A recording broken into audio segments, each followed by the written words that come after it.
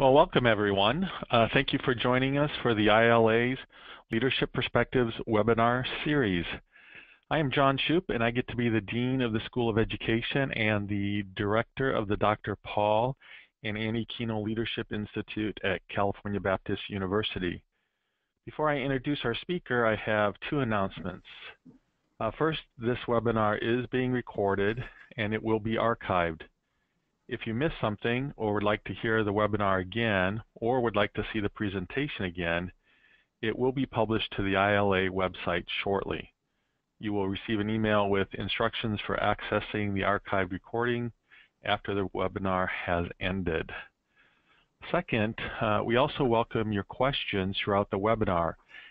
At any time, you may ask a question by typing them into the questions box of your webinar control panel, which is currently displayed on the right-hand side of your screen. We will address your questions during the second portion of the webinar. Please note, however, that we may not be able to address each question that we receive. Without further ado, I'd like to introduce our speaker. Dr. Kirk Mensch is an associate professor in the College of Business and Leadership at the Eastern University, where he also studies moral psychology, an interdisciplinary field that examines the human condition through a lens of philosophical and theological ethics and psychology. Prior to becoming an academician, Kirk spent over 20 years in public service, working primarily with the U.S. Intelligence Committee.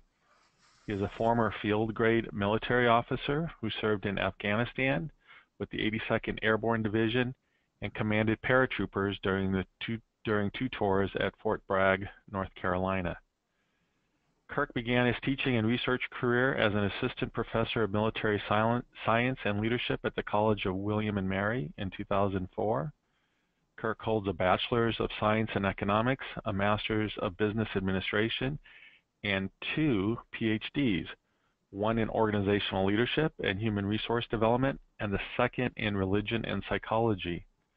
He defended his second doctoral thesis entitled Moral Disengagement, Hope and Spirituality at the University of Exeter in the United Kingdom. I had the opportunity to meet and interact with Kirk last year at the ILA conference in Atlanta. I found his depth and breadth of knowledge and experiences impressive and his enthusiasm for leadership contagious. Thank you, Kirk, for sharing your expertise with us. You're on. Thank you for that kind introduction, John. And greetings to our viewers from my office at Eastern University's main campus in St. David's, Pennsylvania. I want to first thank the members of the International Leadership Association for the opportunity to share some of my more recent research. Of course, the topic of religion is in no way controversial, and so I hope not to bore you with such benign talk about a subject that creates only harmony and peace throughout the world. I mean, who would disagree about such things as the promotion of religion or faith in the workplace? Who would disagree as to the rights of people in regards to the expression of religious practice in a global community? Who would quarrel over the freedom of religion versus the freedom from religion? And well, it turns out a lot of people would disagree, quarrel, and even fight wars over these aspects of religiosity. So it's no wonder religion and spirituality in a global workplace has been exceedingly challenging for leaders to deal with. Before I get into the real presentation, let me briefly go over the agenda for today. Have a brief introduction to the research. I will discuss religion and the organization generally. I'll have an introduction to the research specifically.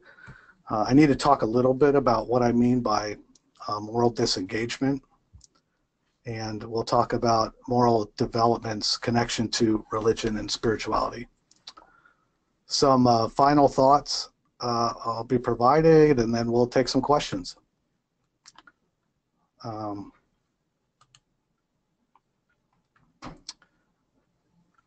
So a recent article published in the Society for Human Resource Management's website states, most business leaders are faith frosty, convinced that the less religious expression at work, the better.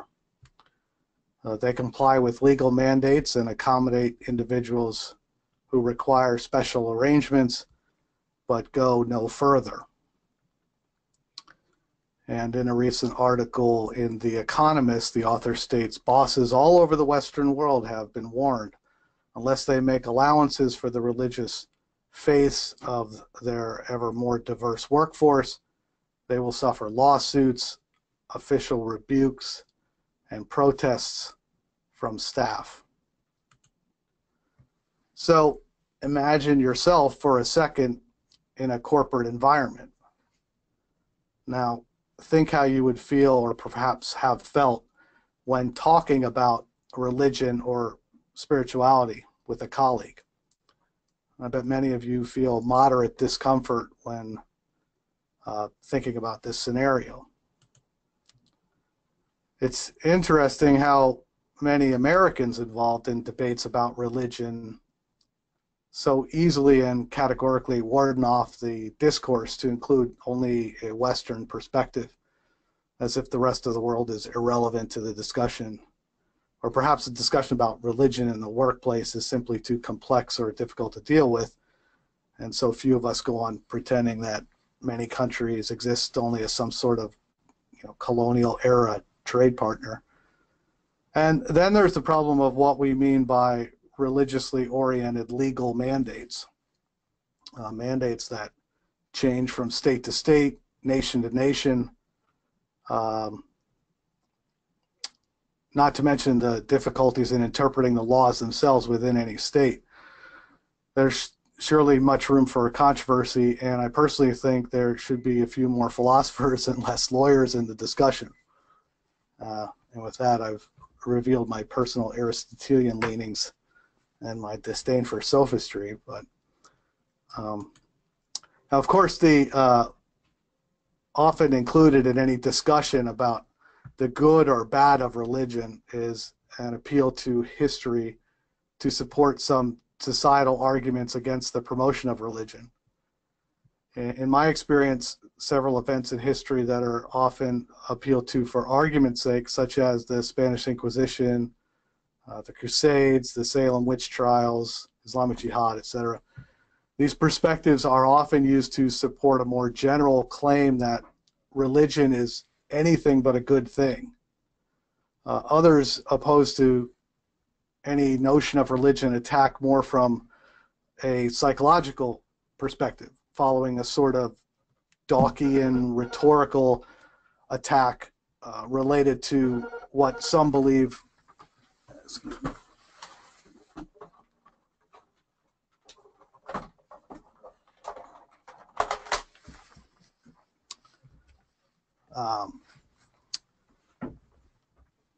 rhetorical attack related to what they believe religion does to the mind by treating religion, and I would include spirituality here in general, as some sort of virus or diagnosable mental disorder. But research over the past 2 decades has demonstrated that at least at a psychological level, religiosity and spirituality can be healthy for people, offering such things as hope and optimism, psychological resilience, and more generally increase human flourishing and happiness. I want to make a distinction here that I'm talking of the psychological associations to religion and spirituality. I'm not speaking from a political perspective, which admittedly complicates what it is we're talking about. What I personally see in the academic community is a willingness to discuss religion, and here I include such things as theology and spirituality, from either a political or the psychological perspective, but not both together. It just seems too difficult a task, especially in a global context. I suppose this is a plug here for the study of interdisciplinary aspects of religion and leadership to sort of continue and to take on hard questions of our day in a global context. After all, I don't think any of those disciplines are going anywhere anytime soon, nor should they. I think they need to come together. To be sure, my current research doesn't offer a great deal of answers to the more philosophical aspects of any debate about religion and spirituality in the workplace. However, our more scientific inquiry into the psychology of religion definitely adds an important perspective to any related debate and points to the fact that religiosity, faith, and spirituality at work are important aspects of human resource management, and we should continue to struggle over these aspects for the good of human flourishing. In a 2010 research article published in the Journal of Health and Social Behavior, the authors state, in a systematic review of articles on religion and mental health, religious beliefs and practices were consistently associated with greater life satisfaction and psychological well-being, increased hope and optimism, less anxiety and fear, reduced substance abuse and addictive behavior, and decreased depression. My research confirms certain aspects of this view, but it also opens the door to many questions. Over the past several years, we've collected data using various psychometric instruments on different groups and in different contexts. These have included combat veterans, hikers from the Appalachian Trail. This slide has pictures from one of our recent expeditions. And we've also studied samples of a more general U.S. population. In fact, we're planning on attempting to collect some data at the ILA conference in Brussels in October. So if you see our table for Eastern University at ILA, please do stop in and help us with our data collection. We'd greatly appreciate that. Now here, I don't plan to run through all of the statistics and methodology in this presentation. However, there is a research project available from my work at the University of Exeter that can be downloaded from Open Research Exeter, or from Amazon, or by simply Googling my name, a keyword like hope or spirituality or something like that. Our recent inquiry into religion has to do with its relationship to moral disengagement specifically.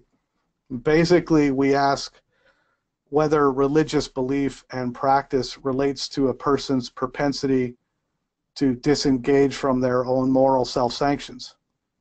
Here, moral self-sanctions are a part of a social cognitive theory of morality, where moral beliefs, emotion, and environmental factors interact and should be considered as a combination of social and cognitive factors, including aspects of self-control. And aspects of self-control related to moral functioning are a focus of moral disengagement. The notion of moral disengagement hinges on the agent's moral schema and certain mechanisms employed by the agent that allow them to act in conflict with their own moral schema and assuage guilt that might otherwise accompany such action. Bandura describes moral disengagement as psychosocial maneuvers by which moral self-sanctions are selectively disengaged from inhumane conduct. And he notes that self-regulatory mechanisms governing moral conduct must be activated, and he adds that these self-sanctions, if not selectively activated, can lead to guilt and other forms of cognitive dissonance. Moral disengagement essentially allows individuals with the same moral standards or principles to operate differently under similar circumstances.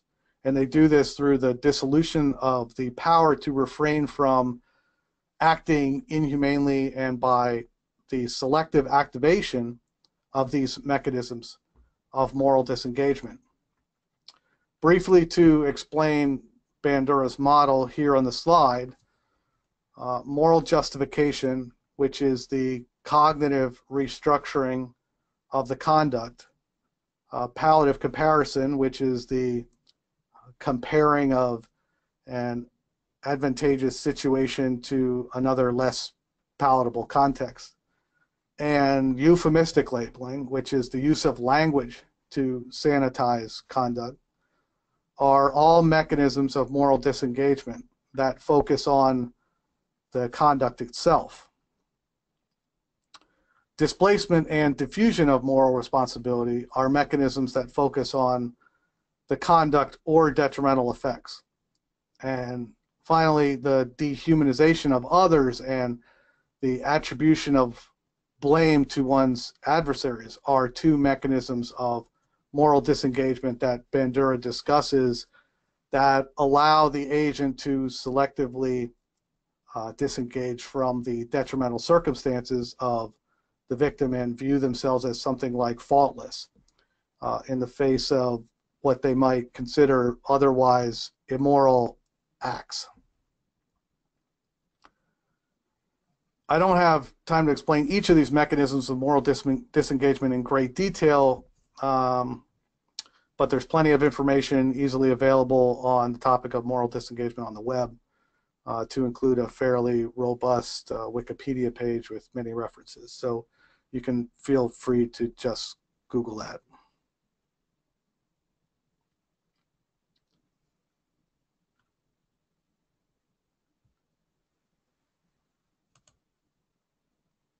I also explore several different forms of religious expression.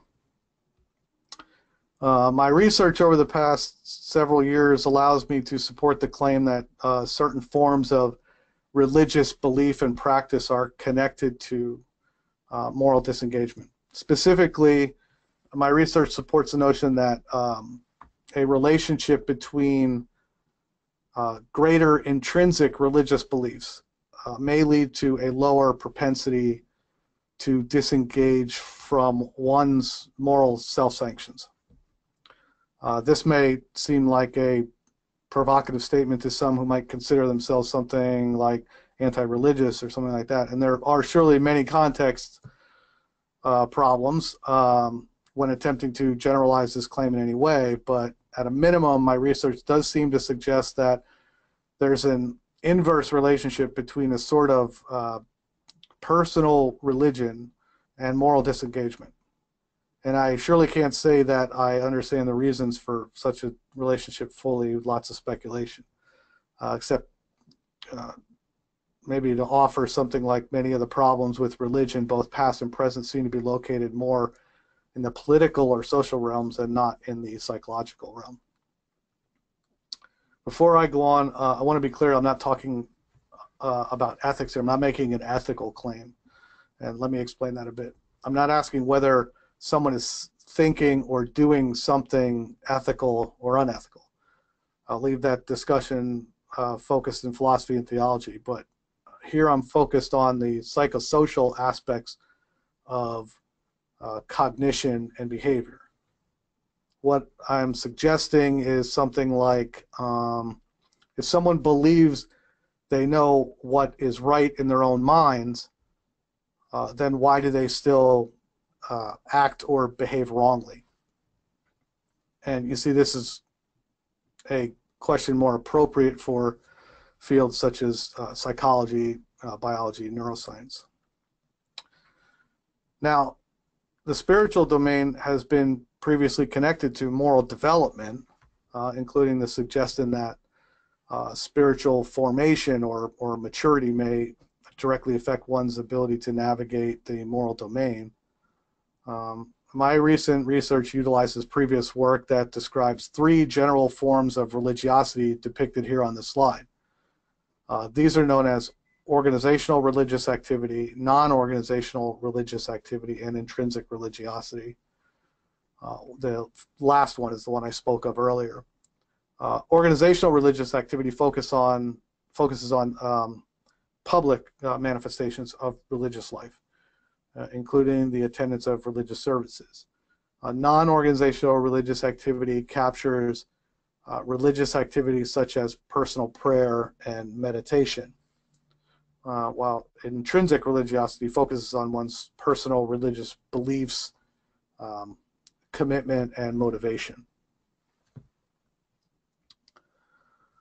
Organizational religious activity and non-organizational religious activity are more behaviorally focused, whereas intrinsic religiosity is more cognitively focused.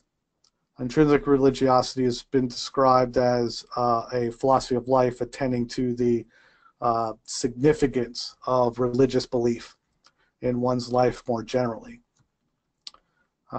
These three forms of religiosity allow us to somewhat distinguish between belief and behavior with an understanding that many who might participate in religious practices don't sort of really believe or apply the tenets of their religion to their own lives. It also allows us to partially account for things, like that. For my purposes, these three forms of religiosity and religious expression are examined as predictors of a person's propensity to disengage from their own moral self-sanctions. I believe these three forms of religiosity offer insight into a person's general religious disposition, and in my recent study, which utilizes the Duke University Religion Index, these categories offer different religious aspects that can theoretically and to some extent predict a person's propensity to utilize mechanisms of moral disengagement.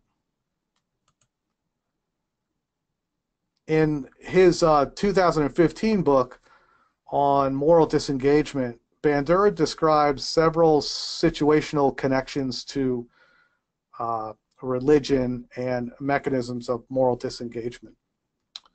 In one section of the text entitled Sacred Terrorism, Bandura discusses how religiosity has been used to invoke acts that seem to overtly counter the principles of the religion in question.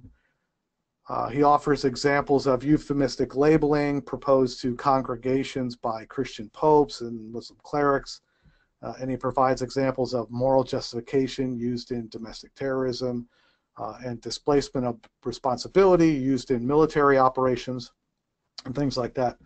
Bandura also makes a connection between the just war moral framework, which includes things like rules of necessity, justness of the cause, rightness of intention, proportionality, and discrimination, things like that.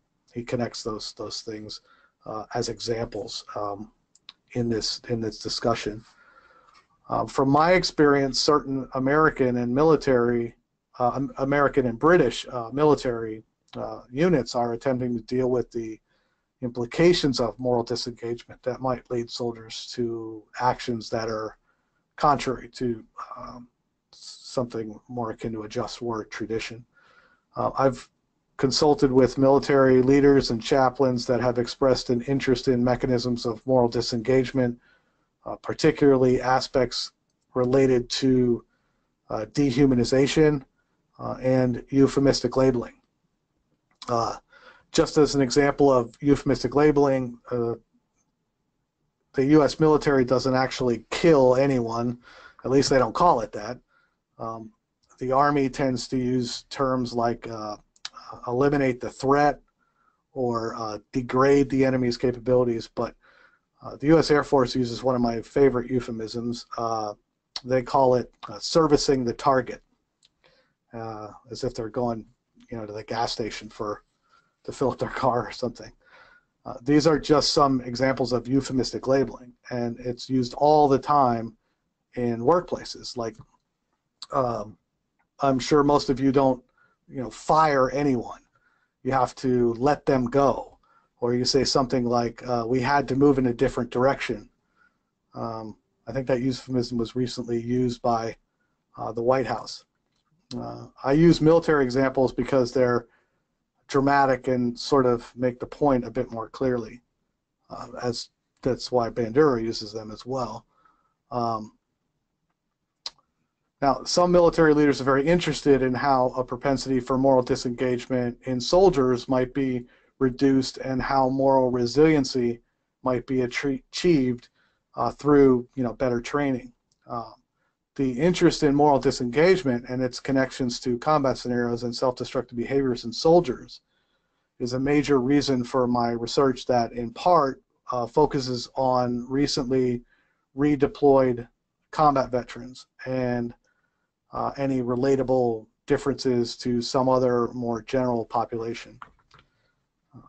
Contextually, since one of the stated aims of the United States Department of Defense is to reduce self-destructive behaviors in soldiers by increasing psychological resilience, specifically focusing on tending to what they refer to as spiritual fitness. I thought it might be important to understand what we actually mean by spiritual fitness and how it might connect to moral disengagement, which then can be connected to self-destructive behaviors. Spiritual fitness in the military is defined as one's purpose, core values, beliefs, identity, and life vision. And these elements, which arguably define the essence of a person, enable a person to build sort of inner strength and make meaning of experiences and persevere through challenges and be resilient when faced with adversity. And I suppose my research supports these ideas.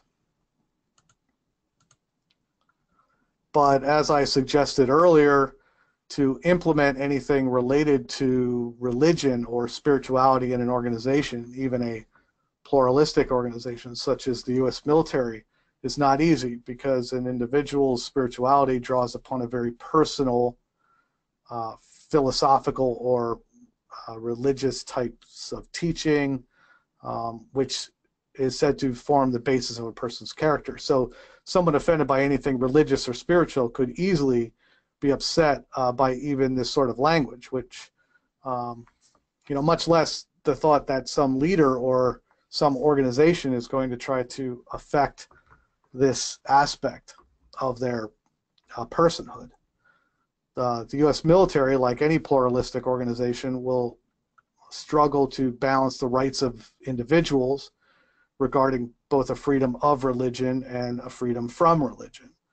The example of the U.S. military's challenge in implementing a policy that's balanced is perhaps an illustration of how difficult it can be to organizationally implement any positive sort of encouragement of religiosity or spirituality in multicultural or global organizations. I mean, this is really challenging. But if the research says that spirituality is essentially and generally psychologically good for people, then what do we do about it? I mean, here we should just ask the hard question. If people might act more morally consistent and be more psychologically resilient by somehow engaging in spiritual aspects of life, and here I'm not necessarily speaking to religion, which is why I use the broader term spirituality here. What then does the organization do about that? Do we just say, well, we need to keep it out of the work environment and pretend it's not there or it doesn't exist, that it's not a part of every person's life, so we can't really support it? That sounds to me a little risky and maybe even economically unsound. Now, my research explores different aspects of religiosity that I believe influence a person's self-reflective and self-controlling characteristics associated with their ability to behave in ways consistent with their own moral schema. I don't assume that religion in all of its forms is necessarily good, which I alluded to earlier. In fact, I believe that human history has demonstrated time and again that religion can be used to activate mechanisms of moral disengagement in the perpetration of atrocities. It's undeniable that religion has been used to perpetrate terrible events throughout history. But I want to focus on how religiosity and spirituality might assist in a deeper understanding of a person's own moral schema through learning and reflection for the betterment of the person. Sort of, I suppose, an Aristotelian developmental approach. And perhaps, this is too much of a philosopher's foolish dream. But generally, I can say that my research over the past few years supports the notion that certain forms of religiosity are associated with moral disengagement. On the negative side, mechanisms of moral disengagement, such as moral justification, may be activated by a person's religiosity and allow them to more readily participate in antisocial behaviors. On the positive side, certain forms of religiosity may offer a sort of moral resilience and prevent persons from successfully activating mechanisms of moral disengagement, or otherwise encourage the person to participate in pro-social behavior. And these claims are logically consistent with Bandura's earlier claims regarding the reconstruction of behavior into something socially justifiable. My research also reveals evidence of a negative relationship between intrinsic religiosity and moral disengagement in combat veterans specifically, and that a stronger sense of intrinsic religiosity may offer greater moral resilience. An increase in intrinsic religiosity may stave off antisocial and self-destructive behaviors, although I cannot state with confidence the same about organized and non-organized religious activities. And most interestingly, there might be a connection between those who have recently experienced some sort of psychological trauma and the influence of intrinsic religiosity on the propensity for moral disengagement. In other words, I think that intrinsic religiosity in the construction and use of mechanisms of moral disengagement may operate differently in people with PTSD or who have otherwise recently experienced traumatic events or psychologically stressful environments. Basically, my thinking is that the more stressful the environment, the more that something like intrinsic religiosity may enhance psychological resilience. Before I conclude, I want to be clear that I'm not talking about all forms of religiosity. Here I'm talking specifically about forms of intrinsic religiosity. In fact, my research indicates that people may use non-organizational religious activities, such as prayer and meditation, to support the activation of mechanisms of moral disengagement, which then allow them to participate in antisocial and self-destructive behaviors. In fact, it's possible that many people simply use prayer and meditation as a way to work through moral arguments that support a predetermined outcome. In this case, a person might have some predisposition to a course of action and might use a meditative type process to utilize the mechanism of moral disengagement that might allow for the behavior to occur without sort of receiving a penalty of guilt. So for those of you who are sort of pro-religion, my research might disappoint in that way. What I can say for sure is that it's imperative that we continue this research on the connections between forms of religiosity and the disengagement of moral self-sanctions. It also does seem that it's important to develop or cultivate something like a spiritual aspect in those who will encounter stressful life conditions.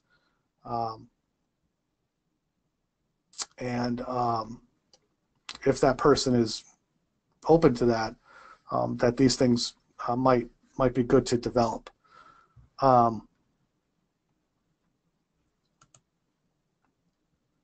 Efforts to assist those who hold occupations with high levels of stress, such as soldiers, police officers, emergency relief personnel, are, I think, warranted.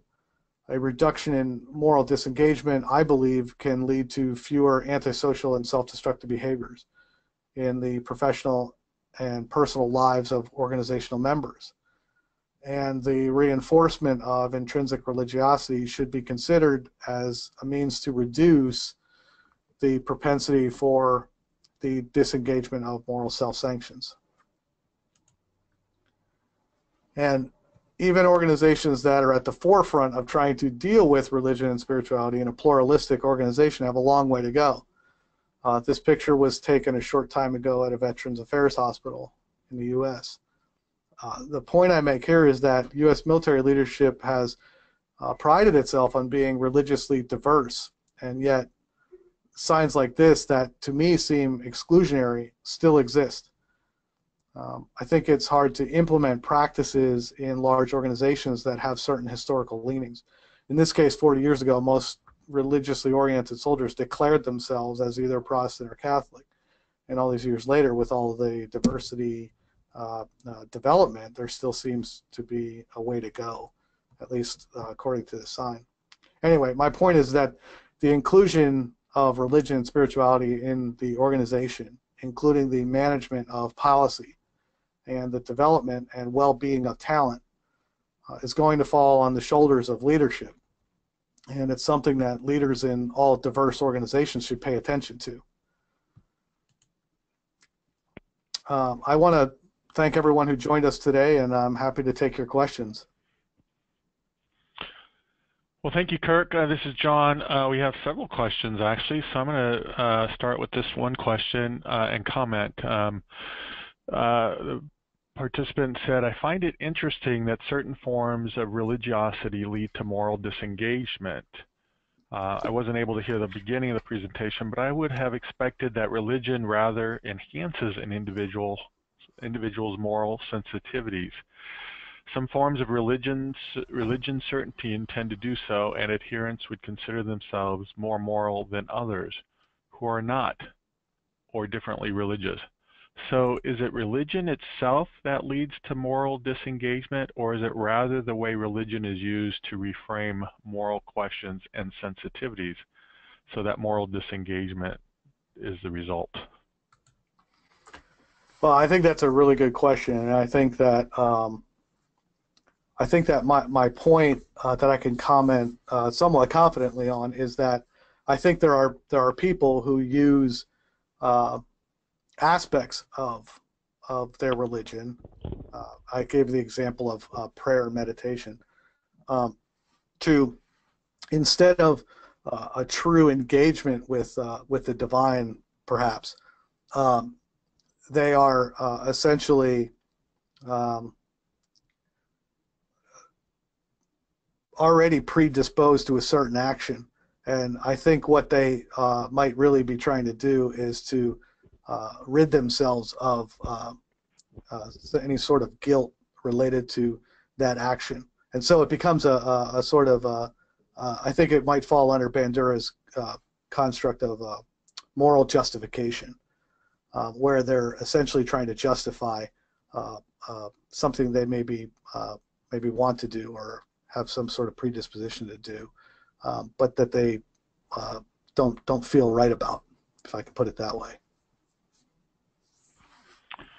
All right, and another participant says, thank you for your thought-provoking presentation on a relevant topic.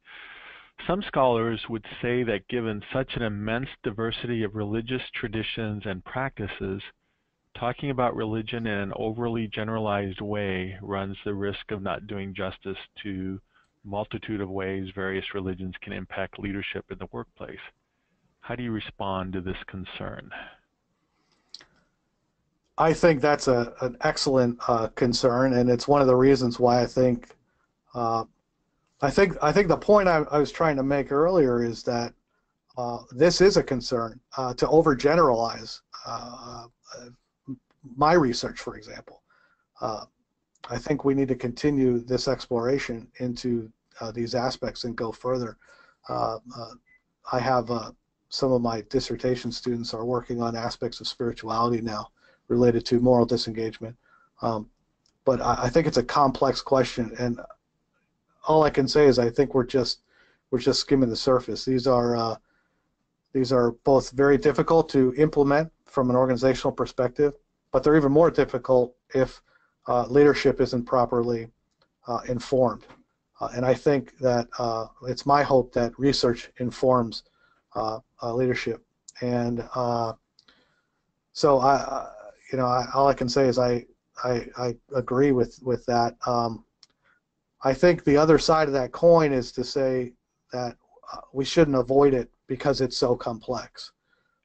I think it's something that has already been avoided in a lot of contexts, and there's a lot of research out there that shows that these aspects of a person are really important in their lives, and they can't just set them aside when they go to work. In fact, they don't. They can pretend that they do, but they really don't. There's a lot of research that shows that. But when you get into what it is we mean by religion, this is a very important question, and one that we need to continue to explore. All right, thank you. Here's another participant. Do you adhere to the notion that people can be spiritual without being religious? Or are these concepts inextricably connected?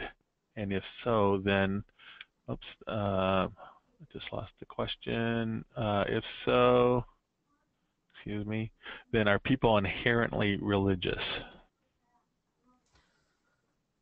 I'm not sure I understand the last part of that, but I think that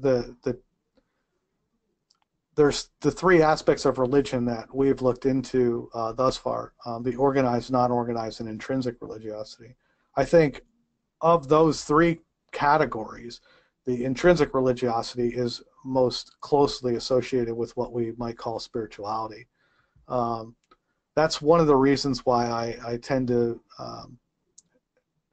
not use those words interchangeably, but to at least more closely associate those terms.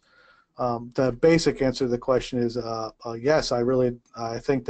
I think spirituality is something different than religion, which goes on to the point of the title of the presentation. I think there needs to be something distinguished there. When we get into this specific aspect of intrinsic religiosity, the waters become a little bit more muddled, and then it sort of depends on what kind of definition you're looking at when you're discussing spirituality, for example. Okay. Here's another question for you. Do you see parallels between religious behavior and / attachment in rationalizing an action and attachment or belief in the authority of a secular culture, like that of a corrupt business culture? One example might be, did the folks who ran off the rails at Enron exhibit the same fervor and, in a sense, loyalty to that culture that you might see in someone with strong religious belief? That's an interesting question, and I think I understand what they're getting at, in the sense that I think that some organizations can be religious to people. Bandura uses the Nazis a lot in his examples. I don't want to equate that with Enron, but I think that the notion of people being involved in those type of organizations or societies, and that it can lead to moral disengagement, is well taken. I do try to distinguish between the two. I think there's organizational culture, and I think what I'm looking at is something different than organizational culture, and I think that might be what the question is alluding to. In that, for example, in the military, if you look at soldiers or Marines, they have to them, their organization is almost, someone could say it's almost like a religion. Excuse me, but I think this goes to the previous question about distinguishing what it is we mean by religion. I think there's a distinction there. For me, I want to focus on the psychology of religion and spirituality, and for me, it's something connected that's, I guess you could say, either outside of the organization or greater than the organization might be a way to put it. But it's a good question, and something I think we should think about, because I do think that explanations of why things might occur behaviorally may be connected to those things in ways that I'm not sure we understand yet. All right, thank you. A couple more questions before we run out of time. One person writes, I would like to ask you your view. I would like to ask your view on the connection between the young generation and spirituality. My personal observation is that the younger generation display more tendency towards embracing spirituality in work and life in comparison to the older generation. What are your thoughts? I'm not sure I really see any distinction as far as intrinsic religiosity goes. I will say, generally speaking, I think there might be something to say about the movement away from organized religious practice in the United States, at least. But I think that's something that is common in several statistics if we look at how populations of people who attend religious services and things like that have decreased in over the past 40 years or something like that. I don't have any reason to think that one generation is different than another as far as, especially as far as the spiritual or intrinsic relationship goes. I'm not saying it couldn't be the case. I really couldn't speak to that. Okay. How do you think non-Western perspectives could affect the research you're doing? Well, I think right now I can only say that, as I stated in the presentation, we should, in the West, continue doing more global research. And I don't mean just research based in the West. I think this is my research. I don't think we can really generalize in that way. Only psychologically, I think, and even then it's problematic. I think it needs to be researched globally. There's not easy organizational solutions. You won't find the answers in economic data. These are deeply philosophical and psychological issues. So I hope that we can start, and perhaps this is the start, so I should say continue, a discussion about the psychology of religion that's not burdened with so many political barriers. I want to focus on what is psychologically in the best interest of people. And then as we figure that out, then leaders will have to decide if they ought to do something about it and how exactly that'll work. That's why leadership is so important in this discussion. Another question, you mentioned that leadership is an important role in creating an environment where people can spiritually flourish. What do you think leaders can do now to help more organizations move in that direction? Well, I think most importantly, leaders need to begin the conversation and create safe environments for people to discuss these issues. That's more difficult to do than it might sound, because I think, sadly, the moment leaders sort of create this environment, then people have a tendency to take on their own personal moral agenda. So what I mean is that the discussion has to be centered in respect for persons, all persons, and that leaders should, at least in a pluralistic society, and leaders should expect that some people may try to take advantage of such a situation. For many of us, it's just sort of in our nature to want to be right and make sure that other people, know that they're wrong, and that's unfortunately what often happens when the topic of religion or spirituality in the workplace comes up. So I think two things. First, the ground rules need to be clearly established by the leadership, making respect for persons a sort of preeminent organizational value. And second, the leadership needs to carefully consider how programs related to spirituality and religiosity and things like that will be communicated in a multicultural or to a diverse audience.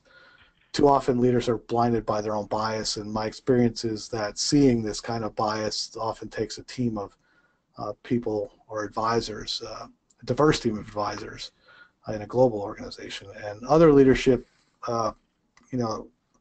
that represents diversity within an organization, I think you bring them together and we can start to see some of that bias. So there's no doubt that creating this sort of organizational environment is difficult and challenging. All right, a couple more minutes. Here's a comment, question. If a person professes zero belief in any type of spirituality, what mechanism would prompt them to perceive guilt or not engage in antisocial behavior for self-interest purpose if the odds of getting caught are negligible?